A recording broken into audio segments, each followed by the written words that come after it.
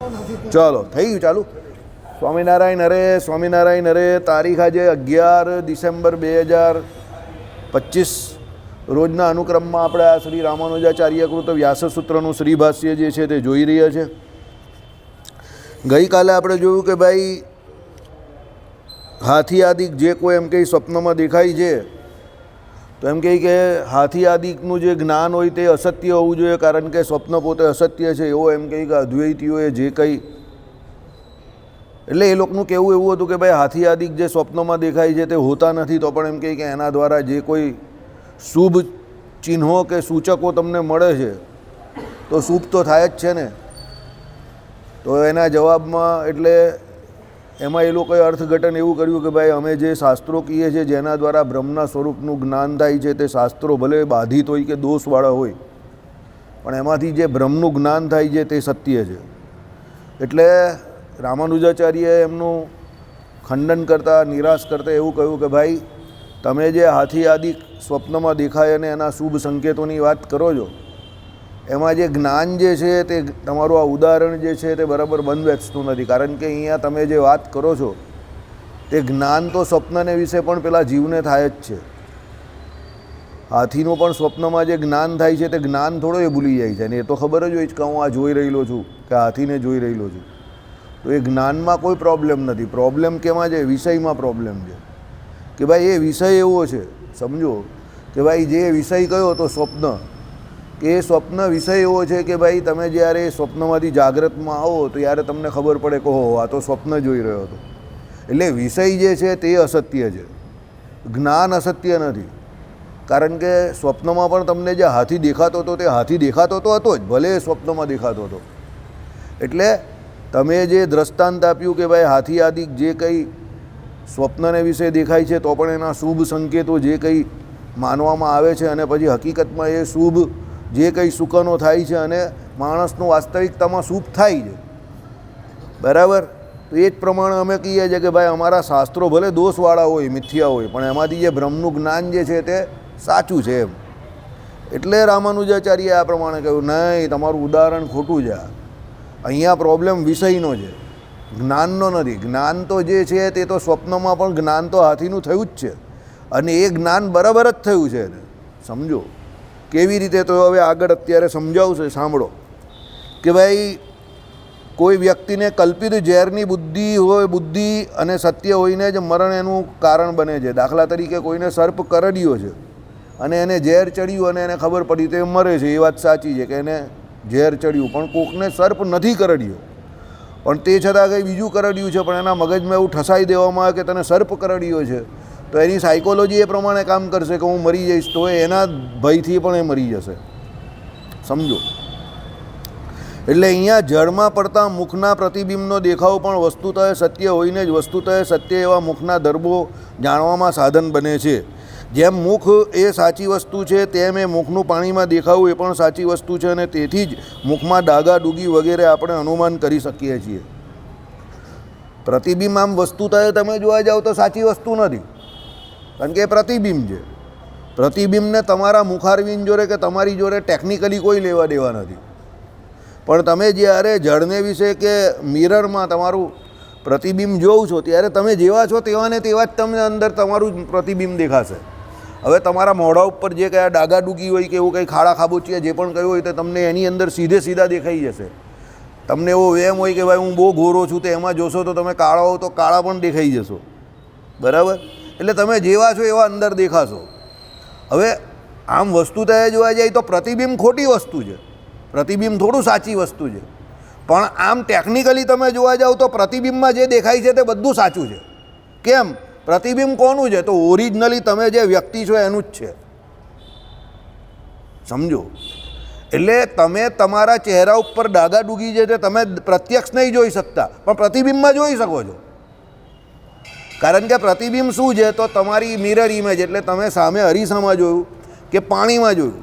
એટલે કહેવાનું તાત્પર્ય શું છે કે એ જે એમ કહે કે પ્રતિબિંબ જોઈને જે કંઈ પણ તમે તમારા ધર્મો જે છે તે જાણી શકો છો.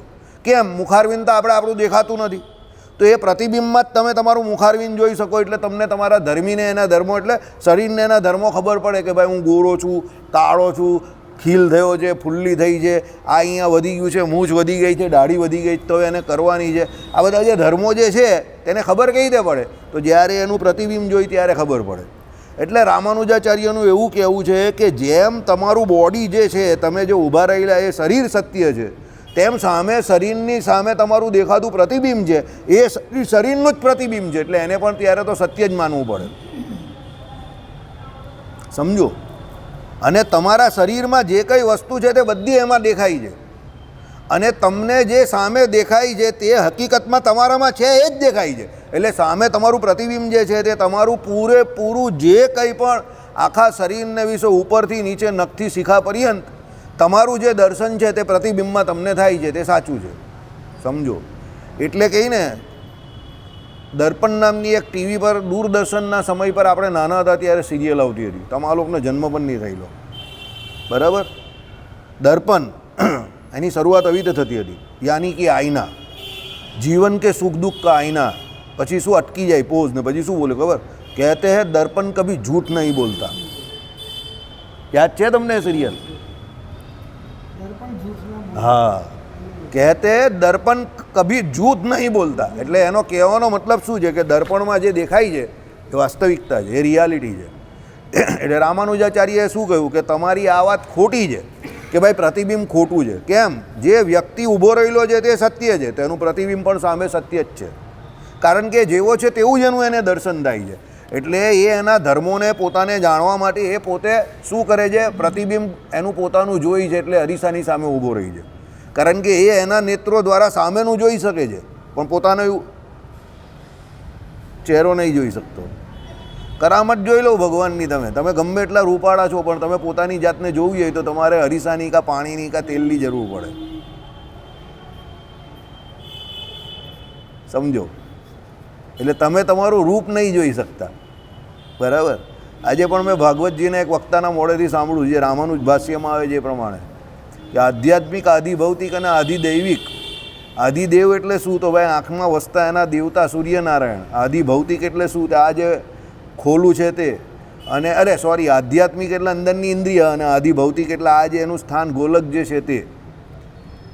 તો એમણે શું કહ્યું કે ભાઈ આપણે એમ છે કે આ બધું છે, એટલે એમ કે દેખાવું તો જોઈએ જ ને.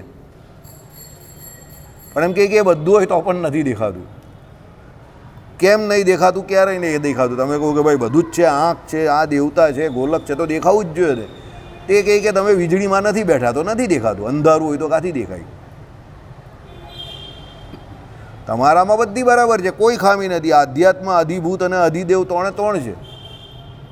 શાસ્ત્ર પણ એવું કહે છે કે 3 હોય તો દેખાય, પણ વીજળી નથી તો નથી દેખાતું એ કંઈ. તો હવે તમે આમાં લોજિક શું આપો? બરાબર. પછી એમણે કહ્યું કે એકચ્યુઅલી તમારામાં બધું છે, લોજિક બધો સાચો છે કે તમને દેખાવું જોઈએ, પણ વીજળીમાં નથી વીજળી વગર અંધારામાં નથી દેખાતું, એ પણ એ જ ઘટના સાચી છે. તો એનું કારણ શું? શાસ્ત્ર ખોટા છે? તેમણે પછી જવાબ આપ્યો. એનું કારણ એવું છે કે એના માટે જવાબદાર જે સૂર્યપ્રકાશ જે છે તેની હાજરી નથી. એટલે તમને તમારી ઇન્દ્રિયો દ્વારા નથી દેખાતું, પણ સૂર્યપ્રકાશ દ્વારા દેખાય છે, બરાબર? એટલે ભગવાને તમારું બોડી એટલે સૂર્યપ્રકાશ, જે તમારું બોડી જે બનાવ્યું અને એના દેવતા જે સૂર્યને બનાવ્યા, એ પહેલાં એ સૂર્ય આકાશમાં છે. એટલે એ સૂર્યની ઉર્જા દ્વારા કે એના અંશ દ્વારા એ દેવતા રૂપે અંદર રહેલા છે, એટલે તમને દેખાય છે. એટલે જેની આંખ બરાબર કામ નહીં કરતી હોય, જેને તુલાનો સૂર્ય હોય કાં 12મે સૂર્ય હોય, તુલાનો જ સ્પેસિફિક, એને આંખને રિલેટેડ કંઈ ને કંઈ પ્રોબ્લેમ આવે તો એને બાળપણથી જેવા છોકરાને સૂર્યની ઉપાસના કરતા કરી દેવાના. સમજો, બરાબર? એટલે કહેવાનું તાત્પર્ય શું છે કે ભાઈ એ સૂર્યનારાયણ જે છે એનો પ્રકાશ જે છે તે તમને જોવામાં વધારે કારણભૂત છે. સમજો. પછી તમે એમ કહો તો પછી બિચારા જે લોકો અંધ છે, જન્માન છે, તો એ લોકોમાં પણ સૂર્યપ્રકાશ તો એ પણ એના માટે જ પણ છે, તો એને કેમ નહીં દેખાતું? તો ત્યારે એના કર્મો પૂર્વના જે છે તેને ધ્યાનમાં લેવાના કે ભાઈ એ સૂર્યપ્રકાશ જે છે તે તો કોમન ફેક્ટર છે, દરેક માટે છે, પણ ઇન્ડિવિજ્યુઅલી એણે જે કર્મ કરેલા, જે કર્મનું ફળ તો ભગવાન આપે ને, તો એ રૂપે એ રીતે અંદર બેઠેલા જે સૂર્યદેવ જે છે તે નક્કી કરે કે ભાઈ આને મારે પ્રકાશમાન નથી થવાનું આ આંખ દ્વારા, એટલે એને દેખાય નહીં કે ઓછું દેખાય. આ બધા કારણ છે શાસ્ત્રોમાં. દુનિયામાં કોઈ ઘટના અધરપધર ઘટતી નથી, બધાના જવાબ શાસ્ત્રોમાં લખેલા જ છે. તમારી જોડે જે ઘટના ઘટે છે એ પહેલેથી જ લખાઈ ગઈ છે, પણ આપણે એને શોધતા નથી એટલે આપણે મળી નથી. આપણે એવી જાણકારી એટલે નથી કે આપણે એવી આતુરતા નથી કે એવું જાણવું છે એમ, બાકી લખેલું જ છે બધું. બરાબર. હવે દાખલા તરીકે ભાગવત, એના જે 9 અંગ કયા, તો એ 9 અંગો વિશે પહેલેથી જ નિરૂપણ કરેલું છે કે ભાઈ સર્ગ છે, વિસર્ગ છે, સ્થાન છે, પોષણ છે, મન્વંતર કથા છે, ઈશાનું કથા છે, ઉત્તીય છે, પછી આ નિરોધ છે, આશ્રય છે. આ બધા 9 અંગ ભાગવતમાં સમજાવી જ દીધા છે ને એના માટેના બધા સ્કંદ પણ કહી દીધા છે કે ભાઈ સર્ગ વિસર્ગ એટલે શું, તો બ્રહ્માજી સુધીની સૃષ્ટિને સર્ગ કહી, બ્રહ્માજી એ પછી જે સૃષ્ટિ કહી એને વિષય કહી. પછી કહી કે ભાઈ સ્થાનમ ને પોષણમ, તો સ્થાનમ એટલે શું, તો ભગવાને આ ખગોળ ભૂગોળ જે આખી સૃષ્ટિની રચના કરી, સ્થાન એટલે જગ્યા, શ્રીજી મહારાજે કહ્યું છે ને સ્થાન.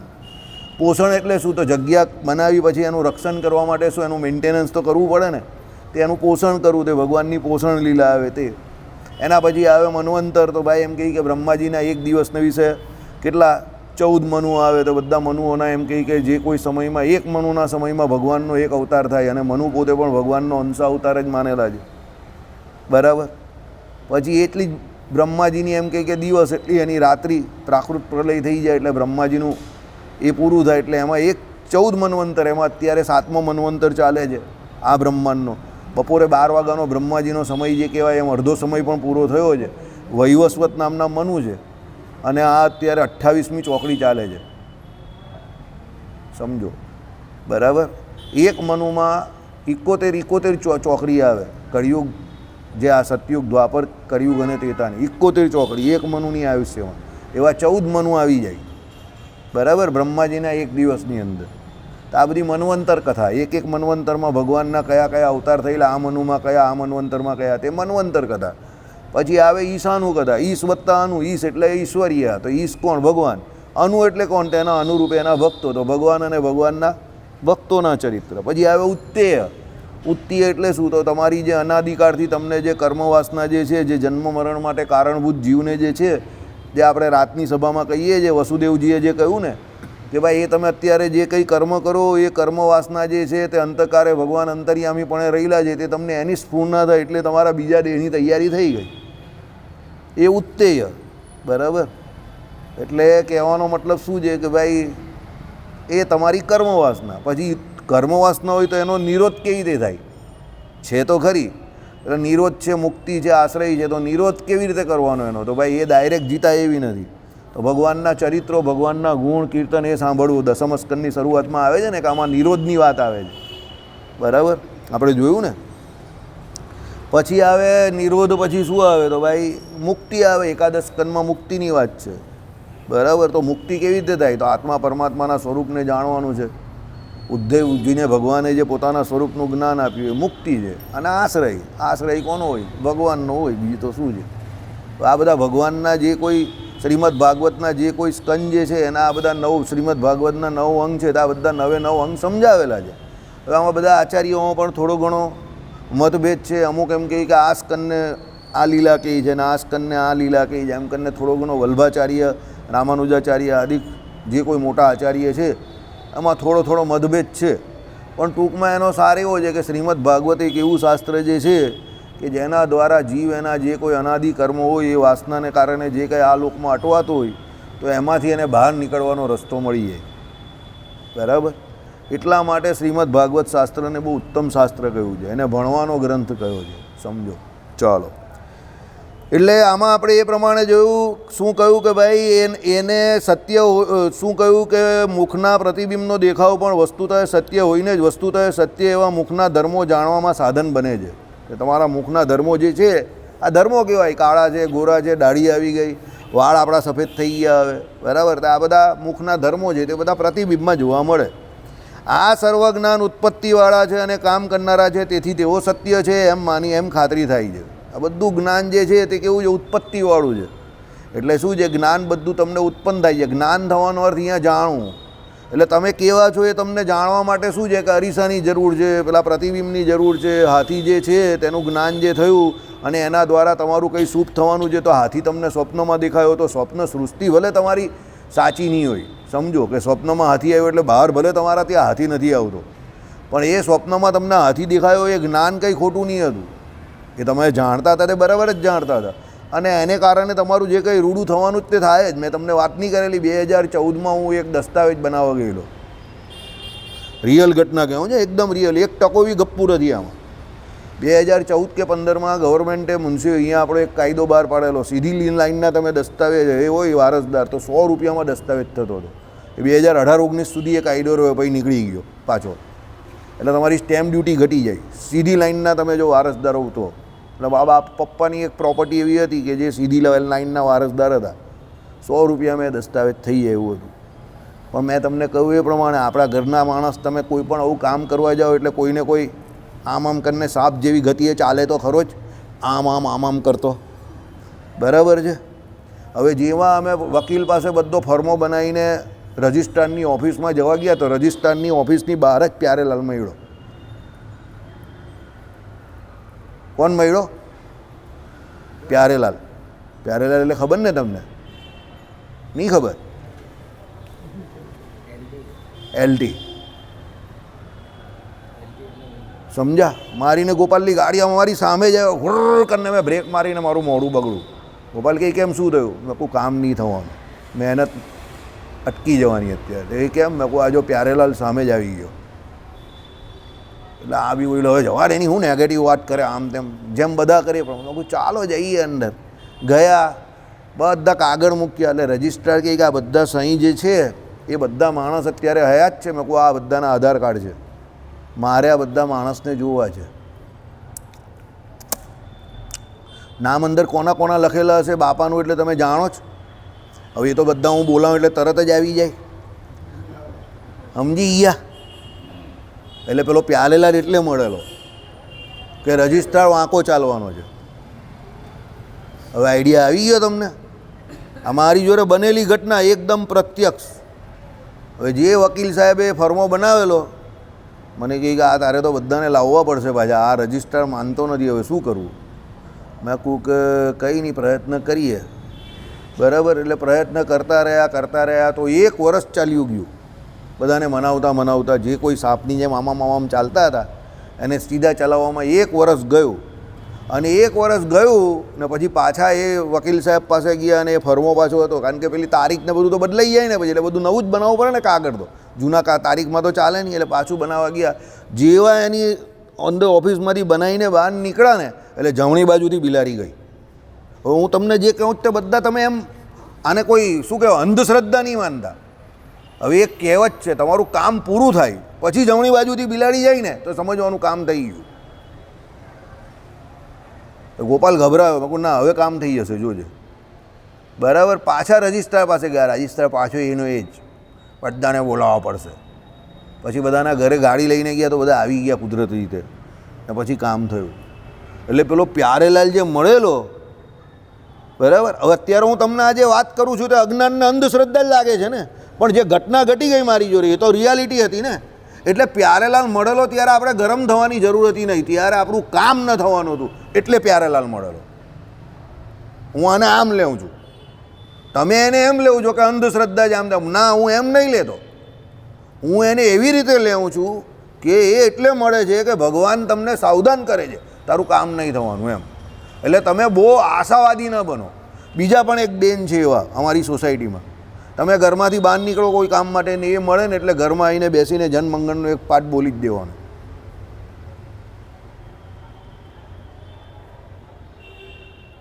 સિગ્નલ છે.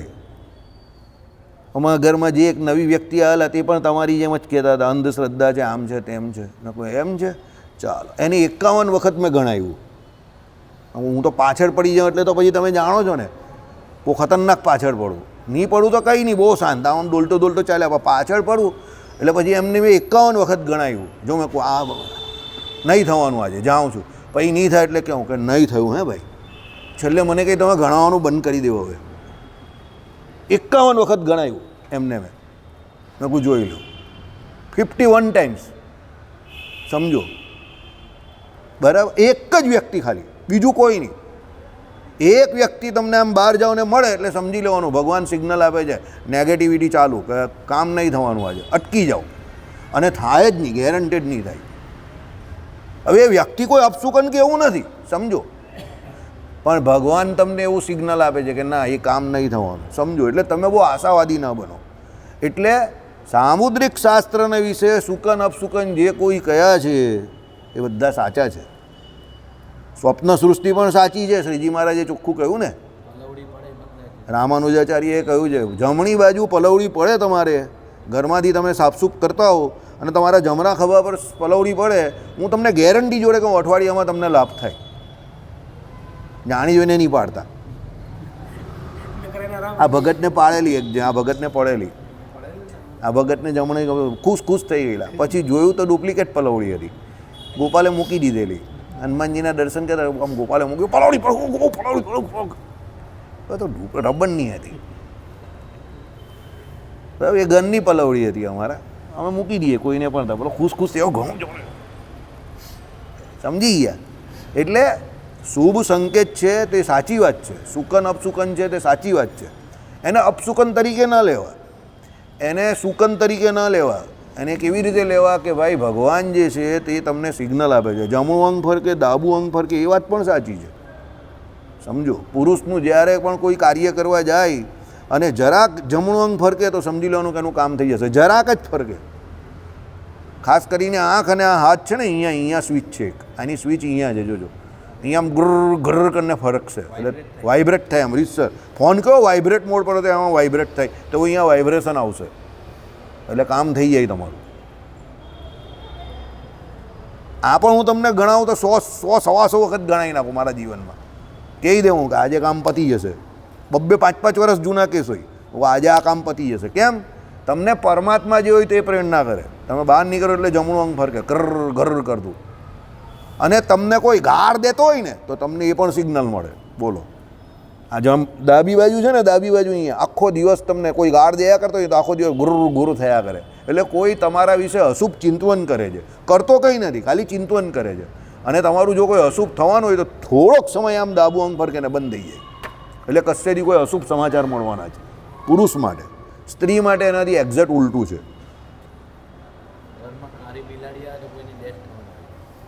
સમજો. એટલે દરેક સંકેતો જે છે તે સાચા છે, કોઈ ખોટા નથી. કેમ? એ સૃષ્ટિ જે છે આખી પરમાત્માએ બનાવેલી છે, સમજો. આ કોઈ અંધશ્રદ્ધા નહીં ફેલાવવા આપણે વાત કરતા, કે આપણે કોઈ એવું નહીં કહેતા કે ભાઈ આ જે થાય છે તે સામુદ્રિક શાસ્ત્રોમાં લખેલું છે. રામાનંદ સ્વામી છે, મહાત્મા ગાંધી છે, સ્વામિનારાયણ ભગવાન છે, આ બધા અજાનબાહુ હતા. અજાનબાહુ એટલે ખબર તમને? હાથ જે છે તે અહીંયા આ ઘૂંટણા સુધી એનાથી લાંબા હાથ હોય, સમજો. એટલે એ સત્પુરુષનું લક્ષણ છે, બરાબર. કહેવાનું તાત્પર્ય શું છે? આપણે ત્યાં શાસ્ત્રોમાં બધું પહેલેથી લખાઈ ચૂક્યું છે, પણ આપણે શું છે, વિશ્વાસ નથી. એટલે જ્ઞાન કંઈ ખોટું નથી, પણ તમારે એને અંધશ્રદ્ધા તરીકે નથી લેવાનું. તમારે શું, એલર્ટ થઈ જવાનું ને થોડા નોર્મલ રહેવાનું. એમ ભાઈ નહીં થયું તો અત્યારે ભગવાનની ઈચ્છા નથી કે નહીં થશે એમ, બરાબર. પણ પછી થાય ખરું. જો એલટી મળે ને તો એમ નહીં સમજવાનું કે અમારું કામ થવાનું જ નથી, પ્યારેલાલ મળે તો એ ત્યારે અટકાવશે. એ વિલંબ કરાવે છે તમારા કામમાં એલટી, સમજો. એટલે એલટી મળે એટલે સમજવાનું કે અત્યારે આ કામ નહીં થવાનું, આનો સમય હજુ પાક્યો નથી, બરાબર. ઘરમાંથી બહાર નીકળતા હોય અને કોઈ મોટું કામ લઈને ગયા હોય અને કોઈ કપલ હોય જતું હોય, એકદમ શુભ ચિહ્નવાળું, બંને એકદમ હેન્ડસમ ને રૂપાળા ને યંગ હોય ને એવા લોકો જતા હોય, સમજવાનું તમારું કામ થઈ જશે. ગાયોનું ધણ મળી જાય તો કામ થઈ જાય, બરાબર. કેમ? આ બધા શુભ ચિહ્નો ભગવાન જ તમને કુદરત પ્રેરે છે કે તારું કામ આજે થઈ જશે, બરાબર. મહાભારત આદિ શાસ્ત્રોમાં પણ આ બધા શુભ સંકેતોની વાત કરેલી છે. જ્યારે દુર્યોધનનો જન્મ થયેલો ત્યારે આકાશની અંદરથી બધા એમ કહે કે બહુ ઉત્પાતો થતા હતા, કૂતરાઓ બહુ જોરમાં ભસતા હતા, ઉલ્લુ ગધેડા રડતા હતા, ઉલ્લુ પેલા ઓ કરે ને એનો રાત્રે એવો અવાજ આવતો હતો. અને મહાત્મા વિદુરે ધૃતરાષ્ટ્રને કહેલું કે આ કુળ ઘાતી બનશે, આને મારી નાખ. આજે સંકેતો મળે જ તે બરાબર નથી, પણ પેલો તો હવે મારે તો નહીં ને કોઈ પણ પોતાના પુત્રને, દુર્યોધનને. બાકી મહાત્મા વિદુરે ચોખ્ખું કહેલું આને મારી નાખ, આ કુળ ઘાતી બનશે, બરાબર. એટલે મહાભારતમાં પણ આ બધા અશુભ અને શુભ બંને જે સંકેતો જે છે તે બતાવેલા છે, બરાબર. એટલે ભગવાનના ભક્ત જે છે એને બધા જે કોઈ આ બધી વસ્તુઓ જે કંઈ જે શાસ્ત્રોમાં લખેલી છે એને માનવાની જરૂર છે, 100% જરૂર છે. આપણે શ્રદ્ધા નહીં હોય તો કોને શ્રદ્ધા હોય, બરાબર. પણ એને શ્રદ્ધા કેવી રીતે રાખો એનું એનાલિસિસ કરો. એમાં બહુ મોહ નહીં પામી જાઓ કે મારું કામ જ નહીં થતું ને કકડાટ નહીં કરો. જો મને છે ને કકડાટ કરે ને એવા માણસ નહીં ગમે. લોજિસ્ટિક બનો થોડાક, એટલે લોજિકલ બનો એમ. લોજિસ્ટિક તો નહીં કહેવાય, લોજિસ્ટિક તો બધો મજૂરી કરતા હોય એ કહેવાય. લોજિકલ બનો.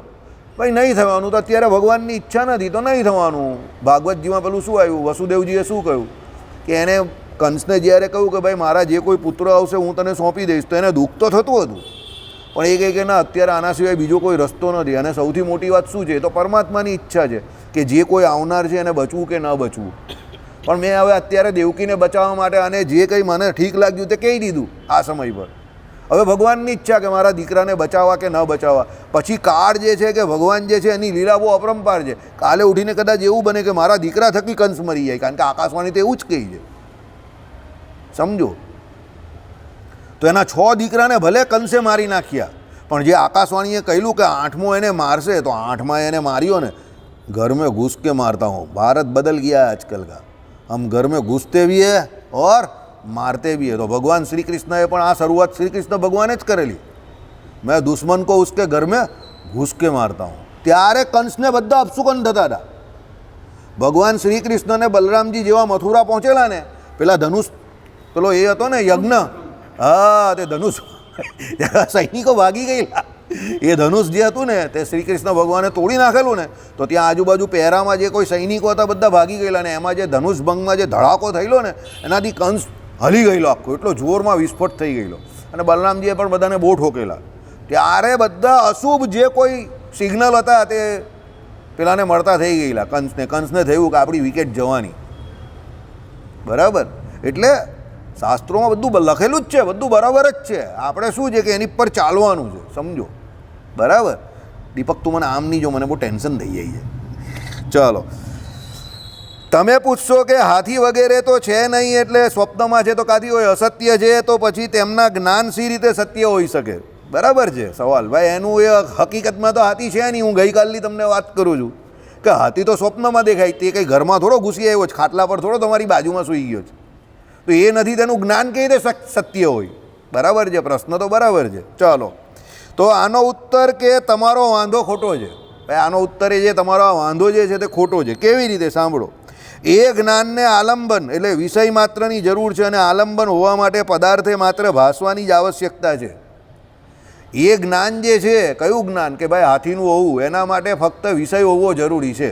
હવે એ વિષય જાગ્રતમાં હોય કે સ્વપ્નમાં હોય એ જરૂરી નથી. કારણ કે ઉદાહરણ શું છે કે હાથી વગેરે શુભ ચિહ્નો તમને સ્વપ્નમાં પણ દેખાય તો તમારું જાગ્રતમાં કંઈ ને કંઈ શુભ થશે. તો આમાં જરૂરી શું છે કે તમને હાથી દેખાવો જોઈએ, ભલે સ્વપ્નમાં દેખાય ને. અને એ સ્વપ્નમાં દેખાયો એ વિષય જે છે એ સાચો છે, અને તમને સ્વપ્નમાં દેખાયો એ તમને જ્ઞાન પણ છે એનું, એટલે તમને એ જાણપણું છે એનું કે મને હાથી દેખાયો, તો 100% તમારું શુભ થશે. કારણ કે એ કોનું વાહન છે? લક્ષ્મીજીનું વાહન છે. સમજ પડે છે કે નહીં પડતી? થોડુંક ઉપરથી જાય એવું છે, પણ થોડાક વાસ્તવિક બનજો તો સમજ પડશે. બી રિયાલિસ્ટિક ઇન યોર એપ્રોચ. સમજો. વાસ્તવિક એટલે કેવી રીતે કે ભાઈ હાથી ભલે સ્વપ્નમાં તમે જોવો છો તે તમારા ઘરમાં નથી ઘૂસી આવ્યો કે તમારી બાજુમાં નથી સૂતો, પણ તમે સ્વપ્ન જે જોવો છો તે સ્વપ્નમાં તમને હાથી હકીકતમાં દેખાયો તો છે જ ને, અને એનું તમને જાણપણું છે કે ભાઈ મને હાથી દેખાય છે. બીજી વાત, તમે જ્યારે સ્વપ્ન જોવો છો ત્યારે તમને એ ખબર નથી કે તમે સ્વપ્ન જોઈ રહેલા છો, ત્યારે તમને શું લાગે છે? હાથી જોઈ રહેલા છે.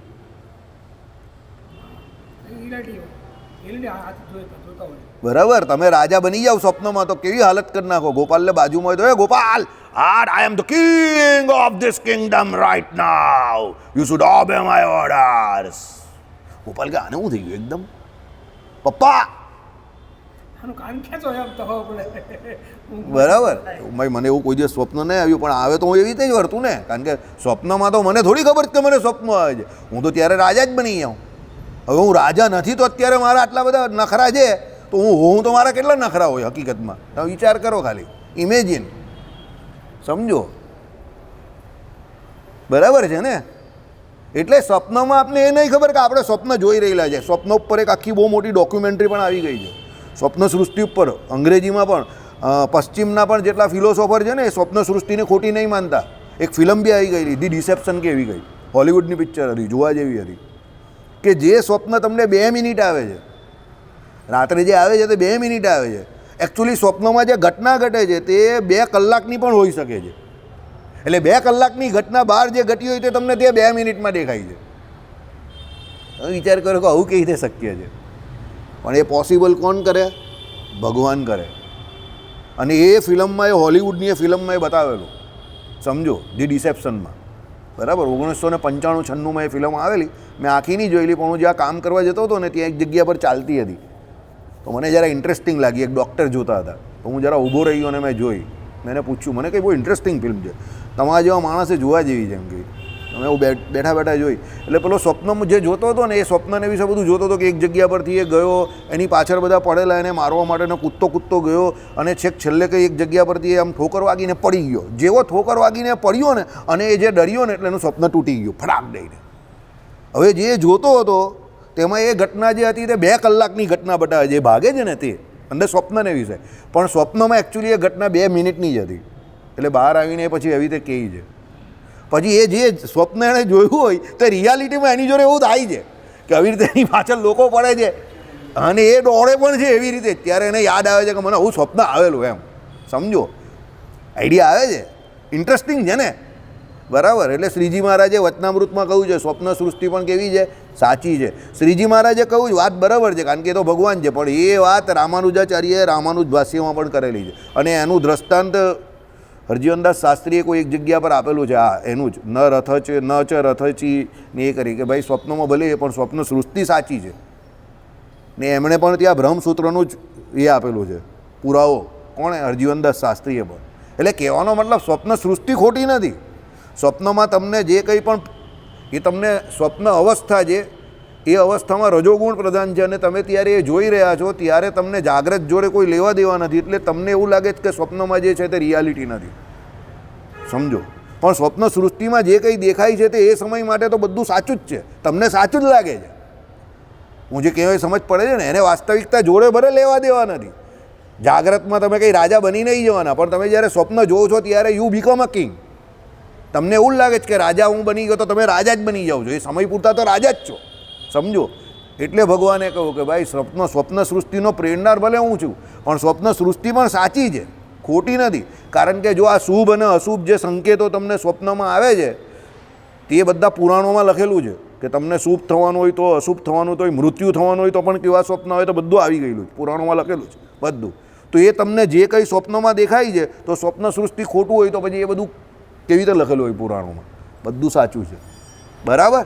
એટલે અહીંયા શું કહ્યું કે ભાઈ તમારો વાંધો ખોટો છે. આ જ્ઞાનને આલંબન એટલે વિષય માત્રની જરૂર છે, અને આલંબન હોવા માટે પદાર્થો માત્ર ભાસવાની જ આવશ્યકતા છે. તે ભાસે છે કે સ્વપ્નમાં દેખાયો એને પદાર્થ, કયો? હાથી દેખાયો તો દેખાયો, ચાલો. અને હાથી વગેરે સ્વપ્નદી અવસ્થાના મિથ્યા એટલે પદાર્થ દોષને લીધે ભાસે તો છે જ, મિથ્યા દોષ છે સ્વપ્નમાં, પણ એ ભાસે તો છે જ. કેવી રીતે? સાંભળો. સ્વપ્ન ઇન્દ્રજાર વગેરેમાં, એટલે એ દેખાય છે તે તો દેખાય તો છે જ, ભલે હોતો નથી પણ દેખાય છે, એ વાત સાચી છે, બરાબર. ચાલો. પદાર્થ પોતે બાધિત હોય અસત્ય છે એમ નિશ્ચય થાય છે, પણ જ્ઞાન કાંઈ બાધિત થતું નથી. પદાર્થ પોતે અસત્ય છે. કેવી રીતે? કે હાથી તમને જે સ્વપ્નમાં દેખાય તે તમારી રૂમમાં કે તમારા ખાટલા પર હોતો નથી, એટલે પદાર્થ અસત્ય છે. પણ શું કહ્યું તો સાંભળો, એનું જ્ઞાન કંઈ બાધિત થતું નથી. એનું જ્ઞાન કંઈ બાધિત નહીં થતું. એ જે જાણપણું જે છે તમને દેખાયો હાથી, તે હાથી તો તમને દેખાયેલો જ, એટલે હાથી તો હતો જ સ્વપ્નમાં, સમજો, બરાબર. એટલે એનું જ્ઞાન બાધિત નહીં થતું. કેમ? કારણ કે હાથી નામનો વિષય અંદર હતો. જે વિષય હતો તે જ્ઞાતા જાણે જ છે. એટલે જ્ઞાતા જાણે શું? જે વિષય હોય તે. તો એ ભલે સ્વપ્નમાં હતો, પણ જાણનાર જે જ્ઞાતા પોતે આત્મા જે છે તે સાક્ષી તરીકે શું કહે છે કે ભાઈ આ હાથી છે ને હું એને જાણું છું. એટલે એ ખોટી વાત નથી. સ્વપ્નમાં છે, પણ સ્વપ્નમાં વાસ્તવિકતા છે. બહાર ભલે નથી એ, પણ સ્વપ્ન તો સાચું જ હતું એ સમય પૂરતું, કે એ સ્વપ્નમાં તમે હાથી જોયો એટલે જોયો. એટલે એ જ્ઞાન બાધિત થતું નથી, ભલે સ્વપ્ન હોય તો, બરાબર. શું કહ્યું? બાધિત થતું એટલે પદાર્થ પોતે વસ્તુ તે નથી એમ જ્ઞાન થવાથી એ કંઈ બાધિત નહીં થઈ જતું. એટલે સમજો, તમે સ્વપ્નમાંથી બહાર આવ્યા અને તમે રૂમમાં જો કે હાથી તો કંઈ છે નહીં, સ્વપ્ન તો આમ છે તેમ છે, એનાથી એ વસ્તુને તમે અસ્વીકાર ન કરી શકો કે ભાઈ તમને જે સ્વપ્નમાં હાથી દેખાયો એ નહીં દેખાયેલો. બહાર હાથી નથી એ વાત સાચી, પણ સ્વપ્નમાં તો હાથી દેખાતો જ હતો. એટલે તમારે ત્યારે પણ એટલું તો સ્વીકારવું જ પડે સ્વપ્ન પૂરું થયું પછી કે મને હાથી દેખાયો, પણ પેલો કંઈક આ સ્વપ્નમાં દેખાયો, પણ દેખાયેલો ખરો. તો બાદ કોનો થયો કે ભાઈ બહાર હાથી નથી એનો બાદ થયો, સમજો જાગ્રતમાં. પણ સ્વપ્નમાં હાથી દેખાયેલો એનો બાદ નહીં થયો તમે જાગ્રતમાં આવ્યા ત્યારે. સ્વપ્નમાં તો હાથી હતો જ, એટલે સ્વપ્નમાં જે હાથી હતો એને પેલો દ્રષ્ટા અંદર જે જાણનાર જે આત્મા જે છે તે જાણતો હતો, તે બરાબર જ જાણતો હતો કે ભાઈ એ હાથી તો હતો જ પણ સ્વપ્નમાં હતો. સમજ પડે છે? જય મજા આવે. આવું અઘરું જ પકડવાનું તો મગજ વધારે ચાલે. બંદૂક કી ગોળી કી તરહ ઢીચ્યા.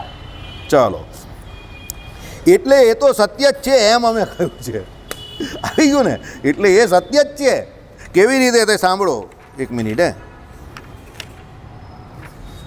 જ્ઞાન થયું છે તે નથી થયું એમ કોઈ નથી કહેતું. તેથી સ્વપ્નમાં તમને જે જ્ઞાન થયું કે હાથી દેખાયો, એ કોઈ એવું નહીં કહેતું કે ભાઈ તે નથી દેખાયો. તમને તમારો મિત્ર હોય ને તમે એને એમ કહો કે મને એવું સ્વપ્ન આવ્યું કે ભાઈ હું બહુ મોટો માણસ બનવાનો છું, મારી પાસે બધા લઈને ઘર ચલાવે છે ને કે બહુ મોટો માણસ બનવાનો છું. પેલો કે હકીકત છે મને સ્વપ્ન એવું આવેલું જ કે હું બહુ મોટો માણસ છું ભવિષ્યનો. બરાબર? પેલો કહી જો ભાઈ તને સ્વપ્ન આવ્યું હશે, તારું સપના તને મુબારક, પણ અત્યારે તારી જે હાલત છે વાસ્તવિક તમે એ તો હું જાણું જ છું, એટલે તું હવે વધારે આના વિશે ચર્ચા નહીં કરે તો સારું. પણ હવે હું તને એટલી પ્રાર્થના કરું કે તારું સ્વપ્ન સાચું પડે ને તારી પાસે કંઈ નોટ પાણી આવે તો મારા ઉધાર પહેલાં આપી દેજે. કારણ કે પેલો જાણતો હતો કે અત્યારે તો આની પાસેથી ચલવી રહેલો જ ગાડી, તો મારા ઉધાર પહેલાં દઈ દેજે. પેલો કે ગેરંટેડ, મને વિશ્વાસ છે કે મારું સ્વપ્ન સાચું છે અને હું કદાચ હવે મારી લોટરી લાગી જવાની છે, મારું કામ થઈ જવાનું છે. બરાબર? એટલે સ્વપ્નને વિશે જે કંઈ દેખાયું એને કોઈ ખોટું કહેતું નથી. ચાલો, હવે આવે છે રેખા થકી વર્ણનું જ્ઞાન થાય ત્યાં પણ અસત્યમાંથી સત્ય જ્ઞાન ઉત્પન્ન થતું નથી. કેમ કે રેખા સત્ય જ છે. રેખા એટલે તમારો અહીંયા ચહેરો, આપણા બધા હાવભાવ. તો તમે જોજો આ વાત કેવી છે કે આને બહુ જાહેરમાં કરવા જેવી નથી, કારણ કે અત્યારે આ બધું ઓબીસી વાળું ને પેલું બધું બહુ ચાલે છે ને, એટલે તમે જોજો કે માણસનો ચહેરો જોઈને આમ કાલે કે પરમ દિવસે ખબર છે એક બંગાળી મંદિરમાં નારાયણ મુનિદેવની બાજુમાં બેઠેલો અને મેં કીધું મેં રોસોગિલ્લો ભીસો ને મીઠો, એટલે આમ કરીને મેં આવું જોયું. બંગાળી બંગાળ બંગાળ છે, બંગાળ છે, કहाँ છે? હુબલી. મને કહે હુબલી से आया हूँ. मैंने कहा सिलीगुड़ी, ते कहीं नहीं हुबली. वो हुबली प्रॉपर नहीं, उसके पास वो जोम नाम का गांव है ना, इस्कॉन मंदिर है ना, वहीं का हूँ मैं. मेरे गांव के पास बहुत बड़ा मंदिर है. क्या करते हो यहाँ पर? यहाँ पर हम कहे कि वो सोने के जो दोरे होते हैं ना, उसके अंदर जो मोती परोने का होता है ना, उसमें वो काम करता हूँ. रसगुल्लो भीषण मीठो थे कि भीषण मीठो. હવે સમજો. અને મને કંઈ એનો ઇન્ટ્રોડક્શન આપેલો નહીં હતો કે એ બંગોળી છે. બરાબર? ઇન્ટ્રોડક્શન નહીં, એ ભણેલા લોકો બોલે. આપણે શું બોલવાનું? ઇન્ટ્રોડક્શન. બરાબર? એને કંઈ એનો ઇન્ટ્રોડક્શન મને આપેલો નહીં હતો કે એ બંગાળી છે, પણ એની રેખાઓ જોઈને એના ચહેરાના હાવભાવ જોઈને મને ખબર પડી ગઈ કે આ બંગાળી હોવો જોઈએ. હું એક સોનીની દુકાન પર પણ હું ગયેલો હું ને ગોપાલ, તો આવી રીતે કહેતો હતો મેં કહું રસોગુલ્લો ભીસો ને મીઠો તે કે ભીસો ને મીઠો. મેં કહું સિલીગુડી સહી આવ્યા કંઈ તને કાઢી ખબર પડે. મેં કહું મેરો બંડલ છોડેલું છે, એનો ચહેરો જોઈને મને લાગ્યું કે આ સિલીગુડીનો છે. સમજો, બંગાળીનો એક ટિપિકલ ચહેરો હોય, આપણા ગુજરાતીનો એક ટિપિકલ ચહેરો હોય, એમ આપણા વર્ણ હોય ને એનો પણ એક ટિપિકલ દેખાવ હોય. બ્રાહ્મણ હોય ને તમે જોજો આમ પેટ મોટું હોય, ગાલ આમ મોટા હોય, ચોટલી બોટલી રાખતા હોય, ને બ્રાહ્મણ હોય તો બ્રાહ્મણ જેવા દેખાતા હોય. ક્ષત્રિય હોય એની છાતી મોટી હોય. સમજો, અત્યારે થોડું ઓછું છે પણ આ પ્રમાણ હોય. વૈશ્ય હોય તો બરાબર કુંભાઈ દરેક બાબતમાં વાત કરે તો રૂપિયા પૈસાની જ વાત હોય. 50 પૈસાનો માલ રૂપિયામાં પકડાવો, આ વૈશ્યનું કામ. એ તમને માલ કોઈ દિવસ ભાવતું ભાવ આપવાનો નથી. અને જે ચતુસ્તુ વર્ણીય જે છે તે ચતુસ્તુ વર્ણીય આ બધી કોઈ માથાકૂટમાં પડે જ નહીં, એનું કામ કરે ને રૂપિયા લઈને આગળ જાય, એને બીજી કોઈ લેવા દેવા જ નથી. શાસ્ત્રો કહે છે ચતુસ્તુ વર્ણીયમાં ફક્ત ઉંમર જે છે તે ઉંમર પ્રમાણે જ એમ કહે કે માન સન્માન નક્કી થાય છે, ગુણનું પ્રધાનપણું નથી એમાં.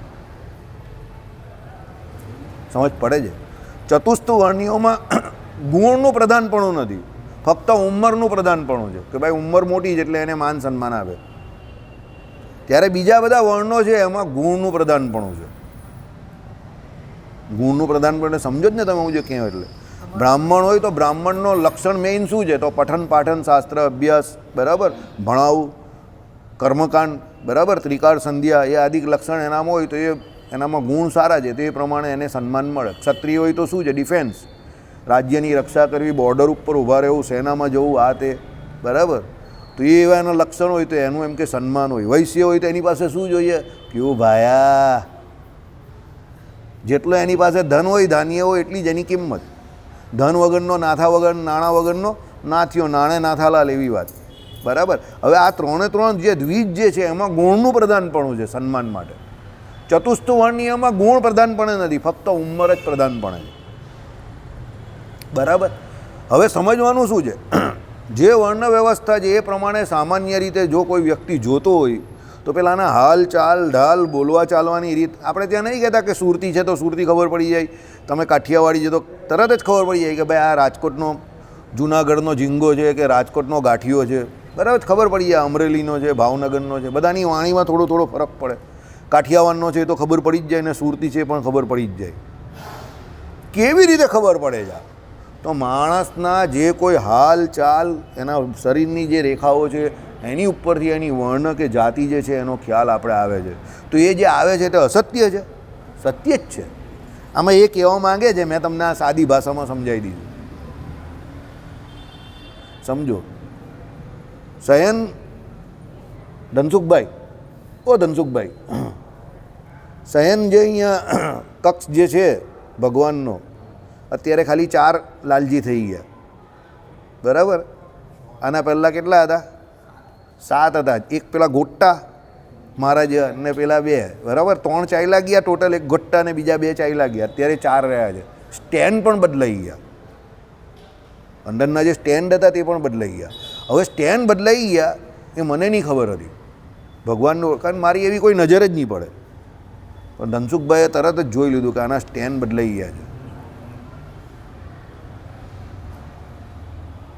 સમજો. હવે એ જે અમને ખબર પડી ગઈ ને એમાં જવાબદાર શું છે ખબર તમને?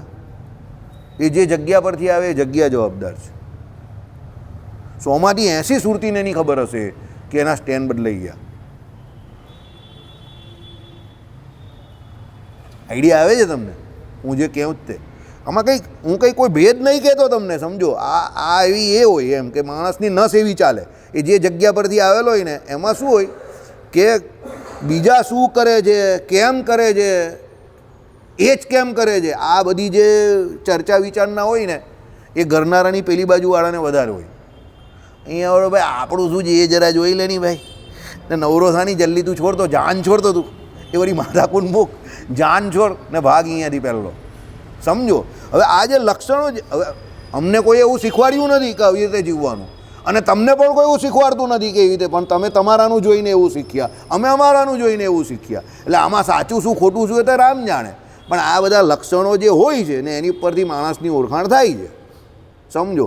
અહીંયા રામાનુજાચાર્ય એ જ કહે છે કે એ પ્રમાણે રેખાઓ જોઈને કે માણસનું શરીર જોઈને એના વર્ણની કે જાતની ઓળખાણ થાય છે તે ખોટી નથી, એ સત્ય જ છે. એટલે એ જ્ઞાન પણ ખોટું નથી. પેલા સ્વપ્ન જેવું આઈડિયા આવે છે. સ્વપ્નમાં કેવું છે કે ભાઈ હાથી ભલે નથી હોતો પણ હાથી દેખાયો એ વાત તો સાચી જ હતી ને, તેમ આમાં પણ એ વાત તો સાચી જ છે કે ભાઈ પેલો ક્ષત્રિય હોય તો બધી બાબતમાં તમે જોજો વચ્ચે શું મૂકે એનો પ્રતિષ્ઠાની જ વાત આવે. એટલે શાસ્ત્રોમાં કહ્યું છે બ્રાહ્મણ એના જ્ઞાનનો મોહ છોડી દે અને જ્ઞાનનો જો એ ગર્વ ન કરે તો એ બ્રાહ્મણ લાખ રૂપિયાનો છે. સમજજો. ક્ષત્રિય એના બળનો મોહ છોડી દે અને એની હુસાતુસી છોડી દે તો ક્ષત્રિય લાખ રૂપિયાનો છે. વૈશ્ય એના ધનનો લોભ છોડી દે તો એ લાખ રૂપિયાનો છે. અને ચતુસ્થ વર્ણીય ફક્ત એની નીચતાનો ત્યાગ કરી દે તો એ લાખ રૂપિયાનો છે. આ તમે જોજો, આ 4 લક્ષણ આ 4 વર્ણમાં 80-90% હોય ને હોય જ. બ્રાહ્મણ એવું દરેક જગ્યા પર તમને કહેશે જ કે આ બતાવશે જ કે એ બ્રાહ્મણ છે. યાદ રાખજો. એવું બતાવવાનો પ્રયત્ન કરશે જ કે એ બ્રાહ્મણ છે. અને ઘણી જગ્યા પર એવું પણ બતાવવાનો પ્રયત્ન કરશે કે he is better than you. કંઈ ન કરતો હશે તો પણ. ક્ષત્રિય ગમે ત્યાં તમે જાઓ પણ છેલ્લી જગ્યા પર કંઈ ન હશે ને તો પણ એની મૂછને તાવ તો એ દેશે જ, ના હું ક્ષત્રિય છું, મારા બાપ દાદાઓ રાજા મહારાજા હતા. એ બળ જે છે ને એ આવશે જ વચ્ચે, ગમે ત્યાં ગમે એટલો ને વૈશ્ય હશે ને પેલા લોકો ગમે એટલું બોલશે કંઈ નહીં, પણ છેલ્લે એનું કામ કરવા માટે ક્યું ભાયા એના ધનનો જ પાવર બતાવશે. અને ચતુસ્થ વર્ણીય ફક્ત એની નીચતા છોડી દે એટલે સમકક્ષ રહેવા માંડે તો એ મહાન થઈ જાય. એટલે દરેક વર્ણમાં મહાન થવાના પણ લક્ષણ બતાવેલા છે કે બ્રાહ્મણે એના જ્ઞાનનો અને એના બ્રાહ્મણત્વનો અહંકાર છોડી દેવો, ક્ષત્રિય એના બળનો અહંકાર છોડી દેવો, વૈશ્ય એના ધનનો અહંકાર છોડી દેવો, અને પેલા આ સમજો. હવે આ જે લક્ષણો કયા શાસ્ત્રોમાં તો લખેલા છે અને એ પ્રમાણે આપણે જોઈએ છીએ ને એ સાચું છે, તો એ સાચું જ છે ને. બસ રામાનુજાચાર્ય અહીંયા એ વાત કરી છે. બહુ ટાઈમ થઈ ગયો. શ્રીપતિમ શ્રીધરમ સર્વદેવેશ્વરમ ભક્તિ ધર્મ આત્મજો સુદેવ મરે. આ તો બહુ ઘડિયાળો વાળો છે. શ્રી સ્વામિનારાયણ નીલકંઠમ ભજે.